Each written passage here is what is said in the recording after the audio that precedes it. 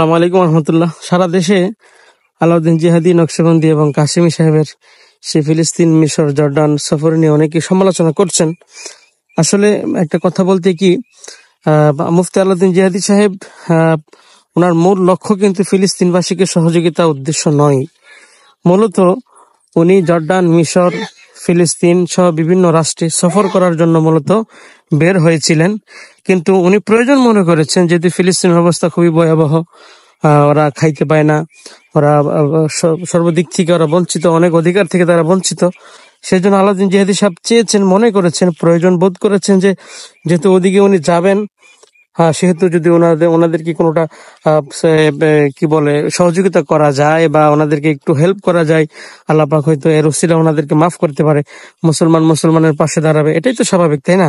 এটা কিন্তু মূলত উনি ফিলিস্তিনকে সহযোগিতা করবে এই উদ্দেশ্যেই কিন্তু উনি যায় নাই, বা ওনার যাওয়াটাই এই উদ্দেশ্য ছিল না। ওনার উদ্দেশ্য ছিল ইসলামিক রাষ্ট্রগুলো, কৃষ্টি, কালচার, সংস্কৃতি উনি দেখবে, তারপরে এইগুলা থেকে, সফর থেকে জ্ঞান অর্জন করবে।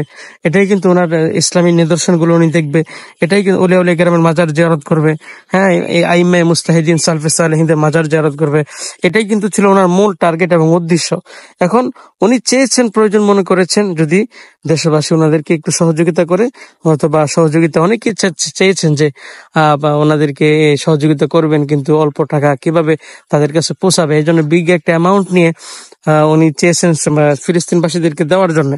ঠিক আছে, এখন এটা নিয়ে যারা সমালোচনা করছেন, আসলে আপনারা কতটুকু সুস্থ মস্তিষ্কের অধিকারী সেটা আপনারা নিজেরাই নিজেদেরকে প্রশ্ন করেন। হিংসা ভাই, আপনি চাইলে আপনি গিয়ে ওনাদেরকে সহযোগিতা করেন, অথবা আপনি যদি চান যে কাউকে এরকম বিশাল একটা সংগঠন তৈরি করে, একটা কমিটি তৈরি করে সবাইকে আপনারা কিছু টাকা পয়সা দিয়ে পাঠাবেন, সেটাও করতে পারেন।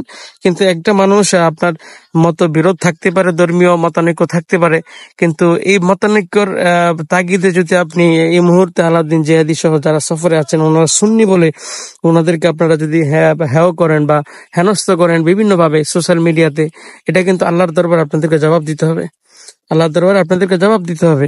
আর ইসরায়েলি ভিসা, আসলে ফিলিস্তিন যাইতে হলে তো ইসরায়েল দিয়ে ঢুকতে হয়, এটা আপনারা তো জানেন না। আপনারা না জেনে না বুঝে এভাবে উল্টাপাল্টা কমেন্ট, তারপরে ইসরায়েলের দূষর, তারপরে বাংলাদেশের মুসলমানদের ঐক্য বিনষ্ট করার জন্য আলাউদ্দিন জিহাদি একজনই যথেষ্ট, এই সকল বক্তব্যগুলো আসলে মানুষের অন্তরে একটা বিরূপ প্রতিক্রিয়া সৃষ্টি করে, যেটা আসলে কারো কাছ থেকে আশা করা যায় না। আসলে আপনারা এভাবে উল্টাপাল্টা কমেন্ট, উল্টাপাল্টা মন্তব্য, উল্টাপাল্টা ভিডিও না করে একটা মানুষের ভালো কাজকে প্রমোট করুন, উৎসাহ দিন। তাহলে মানুষ, সকল আলেম কিন্তু এক নয়, এটা মনে রাখবেন।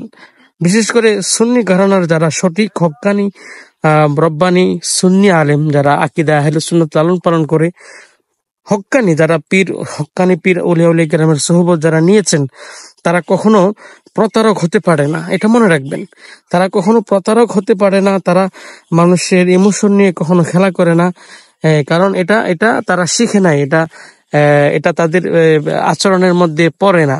বিষয়গুলো খেয়াল রাখবেন, এই আর কি, বেশি কথা বলবো না।